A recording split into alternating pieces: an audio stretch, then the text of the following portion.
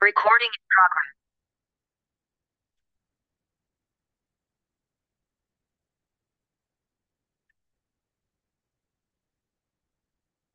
দেখেন, আজ হচ্ছে আমরা এই অঙ্কটা করব। তো অঙ্কে বলা হয়েছে যে you are given the following data certain to April, beginning inventory 0 units, unit sold 5,000 units দেওয়া আছে। দেখতে পারি সেলস না তো। দেখতে পাচ্ছেন না? না ভাইয়া, না ভাই, সূত্র দেখুন ওরা দেখি। কি আপনি কি দেখতে পাচ্ছেন? একটু রেসপন্স করবেন। ভাইয়া আমি ভাইয়া দেখতে পাচ্ছি। আপনি এটা মেবি আপনার নেটওয়ার্কের প্রবলেমের কারণে দেখতে পাচ্ছেন না। আপনি একবার লিভ নিয়ে আবার জয়েন করেন।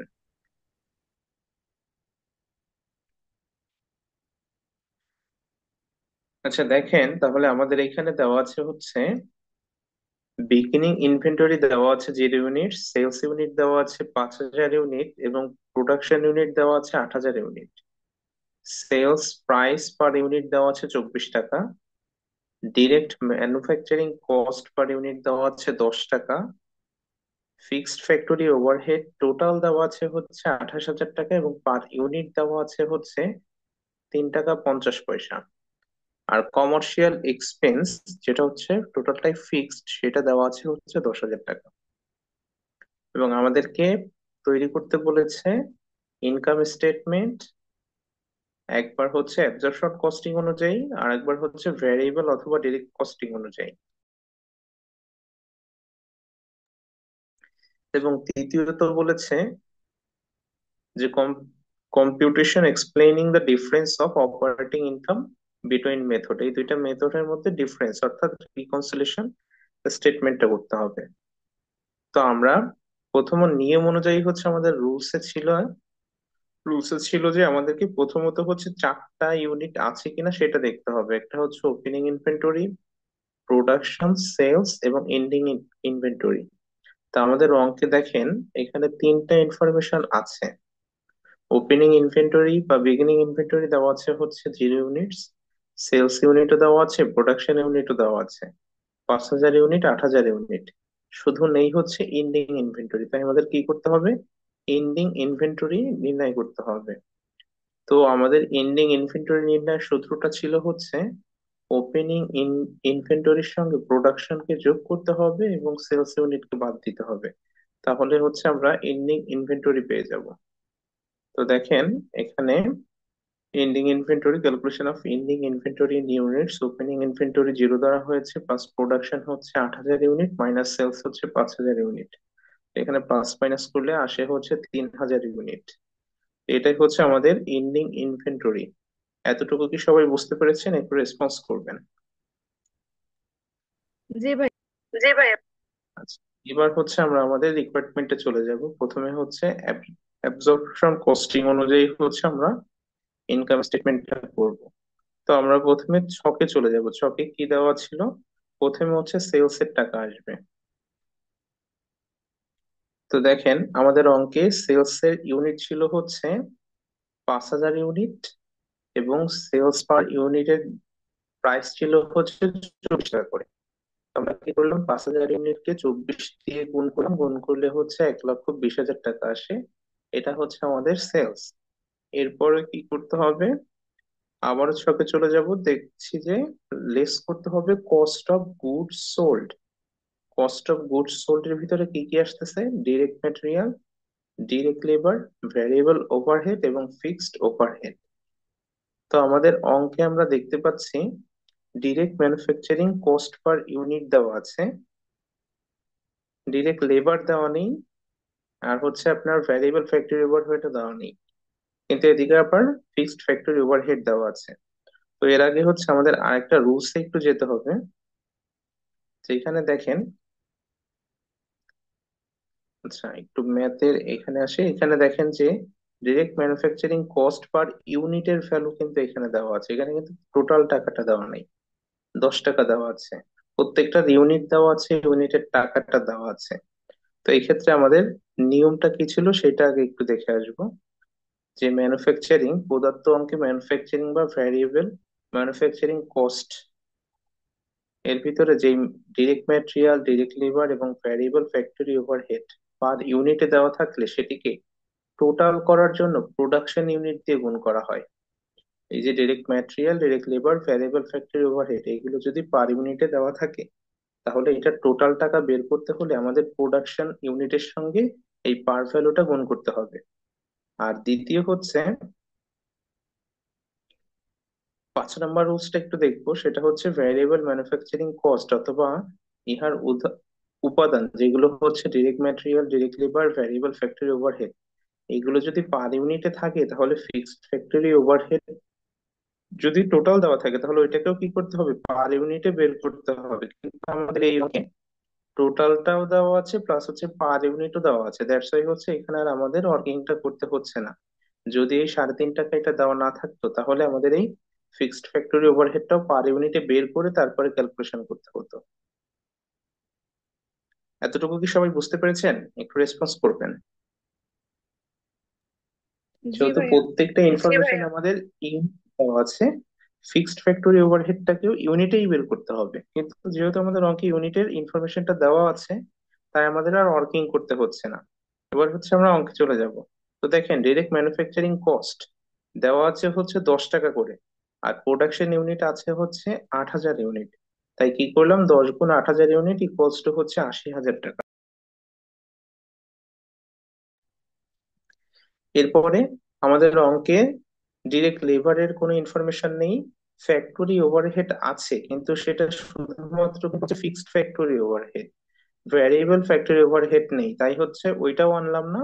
এখন লাস্ট হচ্ছে ফিক্সড ফ্যাক্টরি ওভারহেড 3.5 টাকা করে আছে এবং প্রোডাকশন ইউনিট হচ্ছে 8,000 টাকা। তো 3.5 টাকা করে 8,000 কে গুণ করলে 28,000 টাকা হয়। এই দুইটাকেই যোগ করতে হবে, কারণ বাকি দুইটা ইনফরমেশন আমাদের অঙ্কে নেই। এই যে ডিরেক্ট লেবার এবং ভ্যারিয়েবল ওভারহেড এই দুইটা ইনফরমেশন হচ্ছে আমাদের অঙ্কে নেই, তাই ওই দুইটা আসতেছে না। তো এই দুইটাকে যোগ করলে আমরা যেটা পাচ্ছি এটাই হচ্ছে আমাদের ম্যানুফ্যাকচারিং কস্ট, 1,08,000 টাকা। এরপরে কি করতে হবে, এরপরে হচ্ছে আমাদের অ্যাড করতে হবে ওপেনিং ইনভেন্টরি। তো ওপেনিং ইনভেন্টরি অ্যাড করার সূত্রটা হচ্ছে ম্যানুফ্যাকচারিং কস্টকে প্রোডাকশন ইউনিট দিয়ে হচ্ছে ভাগ করতে হবে এবং ওপেনিং ইনভেন্টরি দিয়ে গুণ করতে হবে। তো আমরা অলরেডি হচ্ছে আপনার ম্যানুফ্যাকচারিং কস্ট পেয়ে গিয়েছি। ম্যানুফ্যাকচারিং কস্ট হচ্ছে 1,08,000 টাকা, আর হচ্ছে প্রোডাকশন ইউনিট অঙ্কে দেওয়া ছিল 8,000 ইউনিট, এবং বিগিনিং ইনভেন্টরিও দেওয়া আছে 0 ইউনিট। তো আমরা এটা বসালাম যে 1,08,000 কে প্রোডাকশন ইউনিট 8,000 দিয়ে ভাগ করলাম এবং ওপেনিং ইনভেন্টরি 0 দিয়ে গুণ করলাম। তো এই গুণ করলেও গুণফল আসে হচ্ছে 0। তো 1,08,000-এর সঙ্গে শূন্য যোগ করলে 1,08,000 টাকাই থাকে। এরপরে কি করা হয়েছিল, এরপরে লেস করা হয়েছিল ইন্ডিং ইনভেন্টরি। তো ইন্ডিং ইনভেন্টরি বের করার সূত্র হচ্ছে ম্যানুফ্যাকচারিং কস্টকে প্রোডাকশন ইউনিট দিয়ে ভাগ করতে হবে এবং ইন্ডিং ইনভেন্টরি দিয়ে গুণ করতে হবে। তো আমাদের দেখেন, ম্যানুফ্যাকচারিং কস্ট ছিল হচ্ছে 1,08,000 টাকা, আর হচ্ছে আমাদের প্রোডাকশন ইউনিট ছিল হচ্ছে 8,000 ইউনিট, আর ইন্ডিং ইনভেন্টরি হচ্ছে আমরা ওয়ার্কিং এর মাধ্যমে বের করেছিলাম যেটা হচ্ছে 3,000 ইউনিটস। তো আমরা কি করলাম, 1,08,000 কে 8,000 অর্থাৎ প্রোডাকশন ইউনিট দিয়ে ভাগ করলাম এবং 3,000 অর্থাৎ ইন্ডিং ইনভেন্টরি দিয়ে গুণ করলাম। গুণ করলে যেটা আসলো 40,500, এটা হচ্ছে আমাদের ইন্ডিং ইনভেন্টরি। তো আমাদের এটা হচ্ছে 1,08,000 দিয়ে বিয়োগ করলাম, বিয়োগ করলে আসলে হচ্ছে 67,500।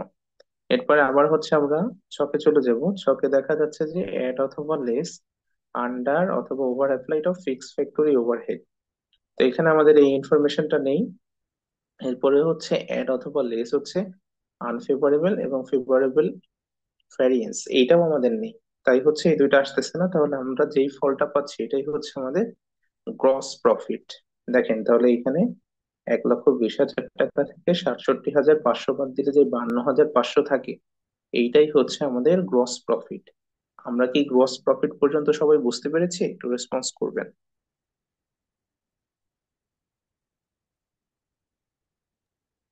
হ্যাঁ, ম্যানুফ্যাকচারিং কস্ট আবার একটু বোঝাই দেন।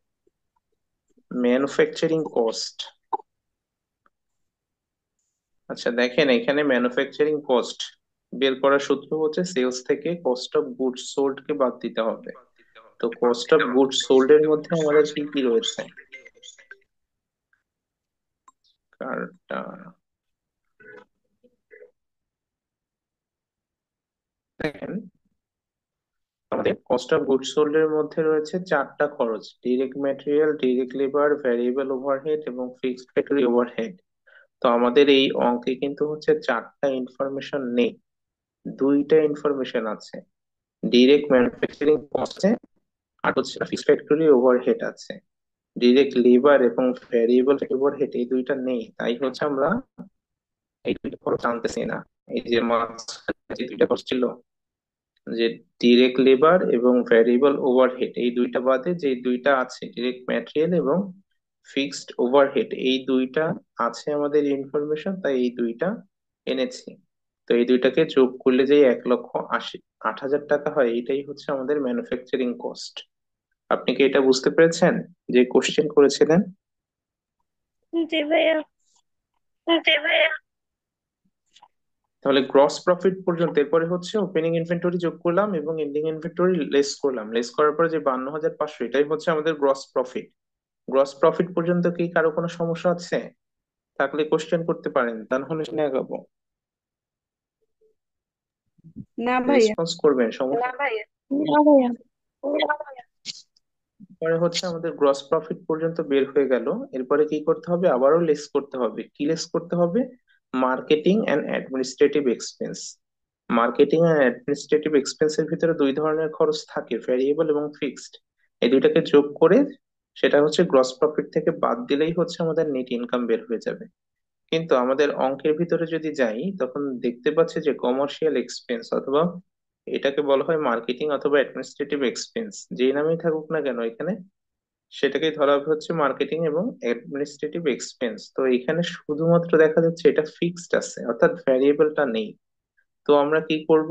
লেস কমার্শিয়াল এক্সপেন্স বা মার্কেটিং এন্ড অ্যাডমিনিস্ট্রেটিভ এক্সপেন্স এর ভিতরে ভ্যারিয়েবল লিখে এটাকে শূন্য রাখছি, এবং ফিক্সড এক্সপেন্সে হচ্ছে 10,000 টাকা যেটা অঙ্কে দেওয়া আছে সেটা যোগ করছি। যোগ করলে টোটাল হচ্ছে 10,000 টাকা। তো আমাদের গ্রস প্রফিট ছিল হচ্ছে 52,500 টাকা, এটা থেকে 10,000 টাকা মাইনাস করলে যে 42,500 টাকা থাকে, এইটাই হচ্ছে আমাদের নেট ইনকাম। আপনারা কি সবাই ক্যালকুলেশনটা বুঝতে পেরেছেন? একটু রেসপন্স করবেন। জি ভাইয়া। আচ্ছা, এবার হচ্ছে দ্বিতীয় নাম্বার রিকোয়ারমেন্টে বলেছে prepare an income statement using variable অথবা ডিরেক্ট কস্টিং। তো আমাদের এখন কি করতে হবে? ভ্যারিয়েবল অথবা ডিরেক্ট কস্টিং অনুযায়ী হচ্ছে ইনকাম স্টেটমেন্ট তৈরি করতে হবে। তো এখানে দেখতে পাচ্ছি প্রথমটা হচ্ছে অ্যাজ ইউজুয়াল সেম, অ্যাবজর্পশন এবং ভ্যারিয়েবল প্রথম হচ্ছে সেম, যে সেলস এর টাকাটা নিয়ে আসতে হবে। তো আমাদের প্রথম কাজ হচ্ছে সেলস এর টাকাটা নিয়ে আসা। তো সেলস এর টাকাটা নিয়ে আসলাম 5,000 ইউনিট, 24 টাকা করে। এই দুইটাকে গুণ করলে হয় হচ্ছে 1,20,000 টাকা। এরপরে কি করতে হবে? এরপরে দেখেন, আমরা cost of goods sold minus করেছিলাম অ্যাবজর্পশন কস্টিং এ, যেখানে চারটা খরচ এসেছিল। আর এখানে মাইনাস করতে হবে variable cost of goods sold. চেঞ্জটা কোথায় সেটা একটু দেখেন, হেডলাইনেও কিন্তু চেঞ্জ রয়েছে। পূর্বেরটাই হেডলাইন ছিল হচ্ছে কস্ট অফ গুডস সোল্ড, আর এখনটার হেডলাইন হচ্ছে variable cost of goods sold. পূর্বেরটার ভিতরে চারটা খরচই এসেছিল, আর এখন যেটা আসতেছে সেখানে অনলি তিনটা খরচ আসতেছে। আসতেছে না কোনটা? আসতেছে না হচ্ছে ফিক্সড ফ্যাক্টরি ওভারহেড, এটা আসতেছে না। তাহলে এই অনুযায়ী আমরা দেখবো। তো আমাদের অঙ্কে তো আমরা দেখেইছিলাম যে ডিরেক্ট লেবার এবং ভ্যারিয়েবল ওভারহেড এই দুইটা হচ্ছে আমাদের অঙ্কে দেওয়া নেই, শুধুমাত্র দেওয়া আছে direct manufacturing cost per unit, যেটা হচ্ছে 10 টাকা করে। তো আমরা কি করলাম? ডিরেক্ট ম্যানুফ্যাকচারিং কস্ট 10 টাকা গুণ হচ্ছে 8,000 ইউনিট, 80,000 টাকা। তো আর কোনো খরচ নেই, তাই হচ্ছে এইটাই হচ্ছে আমাদের ভ্যারিয়েবল ম্যানুফ্যাকচারিং কস্ট, 80,000 টাকা। তো আমরা কি ভ্যারিয়েবল ম্যানুফ্যাকচারিং কস্ট পর্যন্ত বুঝতে পেরেছি যে কিভাবে এটা ক্যালকুলেশন করা হলো? যেহেতু ডিরেক্ট লেবার এবং ভ্যারিয়েবল ওভারহেড আমাদের অঙ্কে নেই, তাই আমরা এই একটাতে যেই ভ্যালুটা আসলো এটাই হচ্ছে আমাদের ভ্যারিয়েবল ম্যানুফ্যাকচারিং কস্ট হিসেবে কাউন্ট হয়েছে।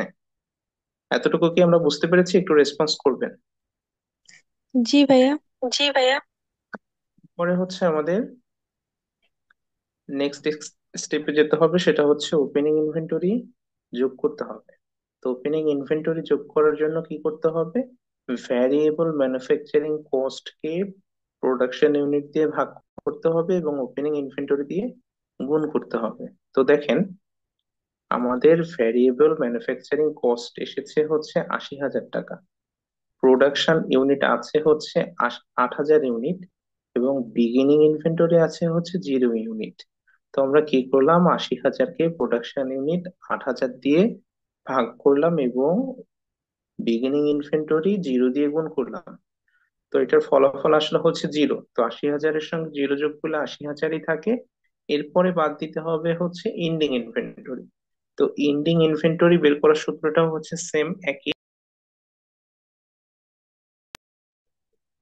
যে এখানে ভ্যারিয়েবল ম্যানুফ্যাকচারিং কস্টকে প্রোডাকশন ইউনিট দিয়ে হচ্ছে ভাগ করতে হবে এবং এন্ডিং ইনভেন্টরি দিয়ে হচ্ছে গুণ করতে হবে। তো আমাদের অঙ্কে দেখতে পাচ্ছি ভ্যারিয়েবল ম্যানুফ্যাকচারিং কস্ট আছে ৮০,০০০ টাকা, এটাকে ভাগ করতে হবে প্রোডাকশন ইউনিট অর্থাৎ ৮০০০ দিয়ে এবং এন্ডিং ইনভেন্টরি যেটা হচ্ছে আমরা ওয়ার্কিং এ করেছিলাম ৩০০০ ইউনিট, ওইটা দিয়ে গুণ করতে হবে। তো আমরা এটা করলাম, ৮০,০০০-কে ৮০০০ দিয়ে ভাগ করলাম এবং ৩০০০ দিয়ে গুণ করলাম, তাহলে আমাদের ফলাফল আসলে হচ্ছে ৩০,০০০। তো এটা হচ্ছে লেস করতে হবে। তো ৮০,০০০ টাকা থেকে ৩০,০০০ টাকা লেস করলে ৫০,০০০ টাকা থাকে। তো ৫০,০০০ টাকা, এরপরে আবার হচ্ছে আমরা একটু ছকে চলে যাব।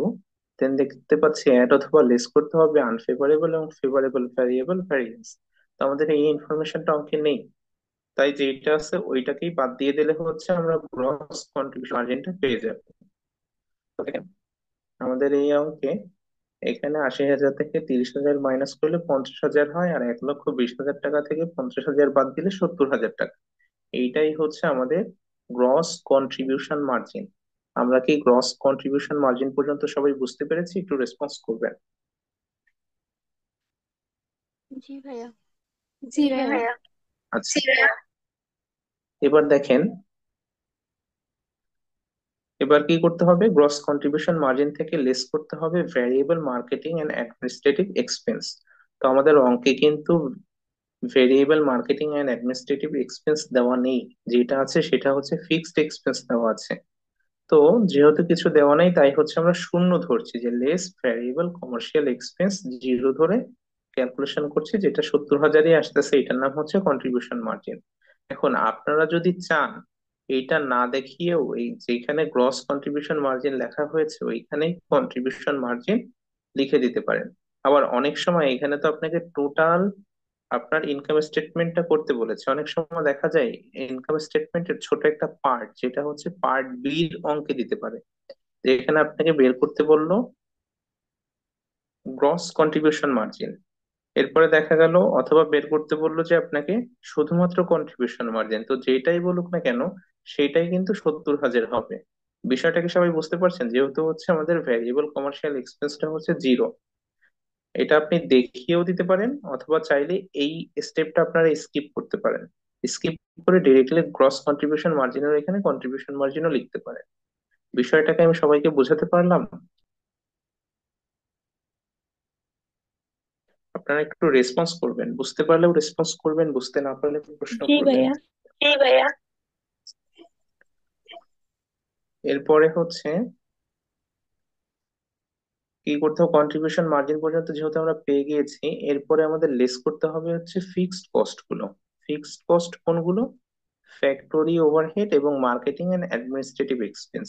এই দুইটা ইনফরমেশনে আমাদের অঙ্কে দেওয়া আছে। দেখেন, ফিক্সড ফ্যাক্টরি ওভারহেড টোটাল দেওয়া আছে হচ্ছে ২৮,০০০ টাকা এবং কমার্শিয়াল এক্সপেন্স ফিক্সড এক্সপেন্স দেওয়া আছে হচ্ছে টোটালটা হচ্ছে ১০,০০০ টাকা।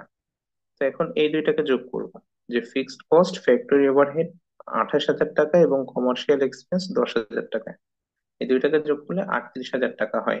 তো এটাকেই হচ্ছে যদি আমরা কন্ট্রিবিউশন মার্জিন থেকে বিয়োগ করে দিই তাহলেই হচ্ছে আমরা আমাদের নেট ইনকাম পেয়ে গেলাম ৩২,০০০ টাকা। আমরা কি সবাই income statement under variable costing এটা সবাই বুঝতে পেরেছি? একটু রেসপন্স করবেন, আর বুঝতে না পারলে কোশ্চেন করবেন। জি ভাইয়া, সমস্যা নেই। এবার হচ্ছে আমাদের তৃতীয় নাম্বার ডিপার্টমেন্ট করতে হবে, ডিফারেন্স শো করতে হবে, অর্থাৎ রিকনসিলিয়েশন স্টেটমেন্টটা করতে হবে। তো আমরা জানি এখানে দুইটা পার্টে করতে হয়, একটা হচ্ছে ডিফারেন্স ইন নেট ইনকাম আর একটা হচ্ছে ডিফারেন্স ইন ইনভেন্টরি। তো প্রথমে আমরা ডিফারেন্স ইন নেট ইনকাম পার্থক্য বের করতে হবে। পার্থক্য কোনটা থেকে কোনটা? অ্যাবজর্পশন কস্টিং থেকে ভ্যারিয়েবল কস্টিং। তো আমরা প্রথমেই করেছিলাম হচ্ছে অ্যাবজর্পশন কস্টিং এর ইনকাম স্টেটমেন্ট, যেখানে নেট ইনকাম ছিল হচ্ছে 42,500। তো আমরা সেটা প্রথমে বসালাম। এরপরে net income as per variable costing, variable costing এ নিট ইনকাম এসেছে হচ্ছে 32,000 টাকা। তো এখানে ডিফারেন্স এসেছে হচ্ছে আমাদের 10,500। এরপরে ডিফারেন্স ইন ইনভেন্টরি, ইনভেন্টরি কিভাবে করতে হবে? এন্ডিং ইনভেন্টরি থেকে ওপেনিং ইনভেন্টরিকে বাদ দিতে হবে প্রথমে অ্যাজ পার অ্যাবজর্পশন কস্টিং। তো অ্যাবজর্পশন কস্টিং অনুযায়ী আমাদের এন্ডিং ইনভেন্টরি ছিল হচ্ছে 40,500 টাকা, আর ওপেনিং ইনভেন্টরি ছিল হচ্ছে 0 টাকা। তো 40,500 থেকে জিরো বাদ দিলে থাকে হচ্ছে 40,500। এরপরে ভ্যারিয়েবল কস্টিং এর এন্ডিং ইনভেন্টরি ছিল হচ্ছে 30,000 টাকা, ওপেনিং ইনভেন্টরি অ্যাজ ইউজুয়াল ছিল হচ্ছে 0 টাকা। তো এখান থেকেও বিয়োগ করলে 30,000 থেকে শূন্য বিয়োগ করলে 30,000ই থাকে, এবং এই দুইটাকে বিয়োগ করলে 10,500। তো আমরা দেখতে পাচ্ছি ডিফারেন্স ইন নেট ইনকাম 10,500 এবং ডিফারেন্স ইন ইনভেন্টরি 10,500। তাহলে যেহেতু এই দুইটার ক্যালকুলেশন মিলে গিয়েছে ও ফলাফলটা সেম এসেছে, তার মানে আমরা বুঝতে পারবো যে আমাদের অঙ্কের ক্যালকুলেশনটা ঠিক হয়েছে।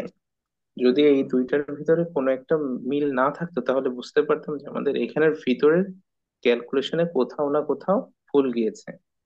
আপনারা কি টোটাল অঙ্কটা বুঝতে পেরেছেন? একটু রেসপন্স করবেন, আর বুঝতে না পারলে জি কোশ্চেন ভাইয়া। করবেন। জি ভাইয়া। আমি জি একটু ভাইয়া। একজনকে আকাশ ভাই কি শুনতে পাচ্ছেন আমাকে?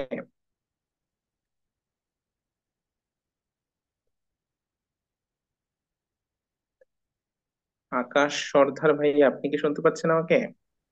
জি ভাইয়া, বুঝতে জি পারছি, ভাইয়া। সমস্যা নেই।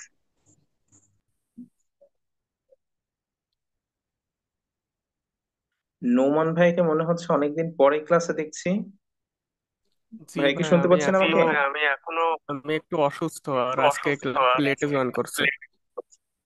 আচ্ছা আচ্ছা, ভাই রেকর্ডেড ক্লাসগুলো দেখে নেবেন, ওকে? জি ভাই। তারপরেও যদি কোনো কোশ্চেন থাকে কোশ্চেন করবেন। আচ্ছা, কারো যদি কোশ্চেন না থাকে তাহলে সবাই একটু এই এইচডব্লিউটা একটু দেখবেন। সেম একই ধরনেরই এইচডব্লিউ, জাস্ট ভ্যালুস গুলো চেঞ্জ করে দেওয়া। সবাই দেখবেন, দেখে বলবেন যে এটা পারবেন কিনা।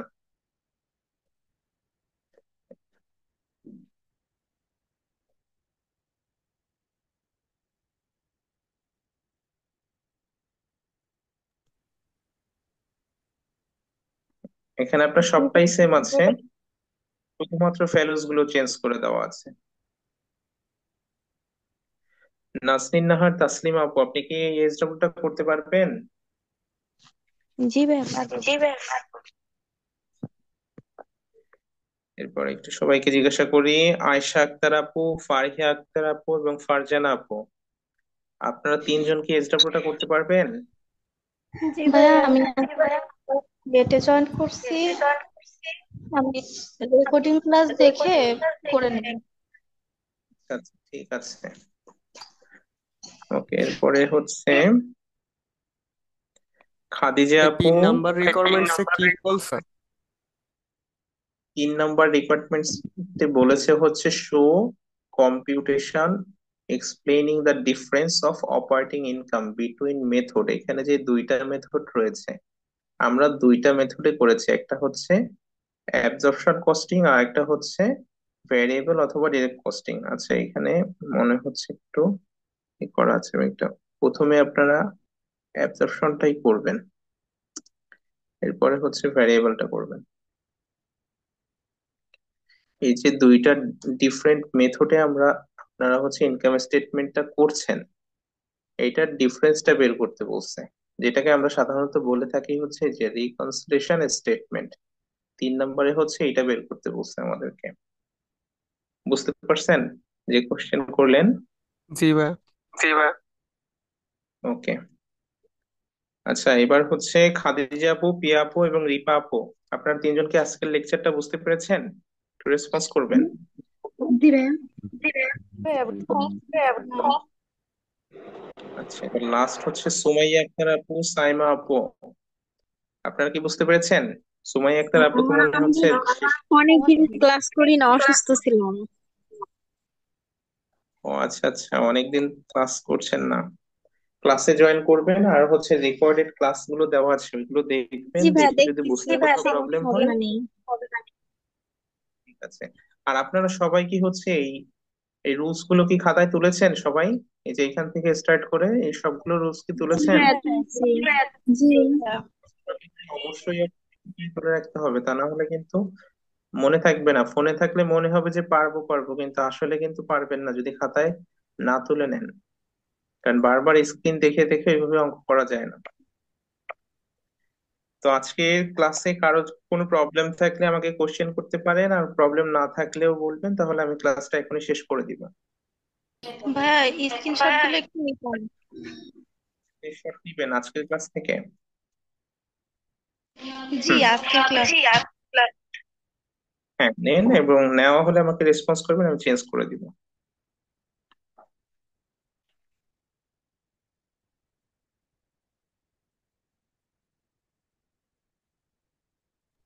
জি ভাইয়া হয়েছে।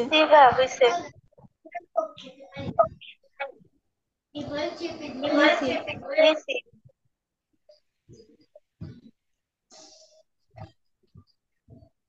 হ্যাঁ এটাও হয়েছে।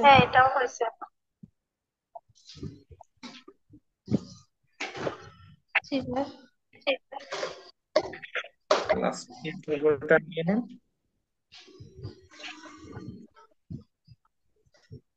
নিছি ভাইয়া। আচ্ছা ঠিক আছে, তাহলে কারো কোনো কোশ্চেন থাকলে করতে পারেন, না থাকলেও রেসপন্স করেন, তাহলে হচ্ছে আমি ক্লাসটা এখানে শেষ করে দিচ্ছি।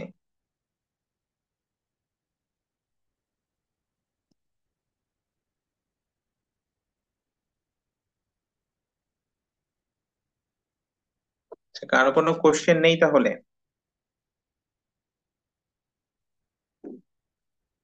ওকে, আমি তাহলে ক্লাসটা এখানেই শেষ করে দিচ্ছি। সকলেই ভালো থাকবেন, থ্যাংক ইউ আপনাদেরকে।